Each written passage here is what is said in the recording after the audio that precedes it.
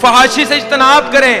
ومن اعرض عن ذکری فإن له معیشۃ ضنکا. جس شخص نے میرے ذکر سے غفلت پائی، جس نے میرا ذکر بھلا دیا، اس کی میں نے معیشت کو ضنک کر دیا. اللہ تعالیٰ نے قرآن میں معیشت کا ذکر کیا سورۃ طٰہٰ میں. ومن اعرض عن ذکری فإن له معیشۃ ضنکا.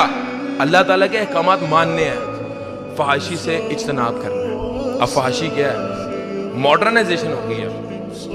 پورا دن آپ بہت اچھا گزار رہے ہیں، بہت زبردست آپ کا دن گزار رہا ہے، 5 نمازیں بھی پڑھ رہے ہیں، لوگوں سے رحم والا معاملات بھی کر رہے ہیں، حسن سلوک بھی کر رہے ہیں. رات کو 1 گھنٹہ آپ نے ٹک ٹاک پہ گزار دیا، اس میں فحش کنٹینٹ دیکھا، پورے دن کی آپ کی نیکیاں کوڑے میں ڈال دی، وہاں پہ آپ کا برا سفر شروع ہو گیا. یہ فحاشی ہے، ماڈرن ایرا کی یہ فحاشی ہے. آپ کے اعمال کو ضائع کرنے والی، آپ کے صدقات کو، آپ کے عطیات کو، آپ کے رحم دلی کو ضائع کرنے والی، نیکیوں میں پانی پھیرنے والی جو چیز ہے وہ کیا ہے؟ فحاشی.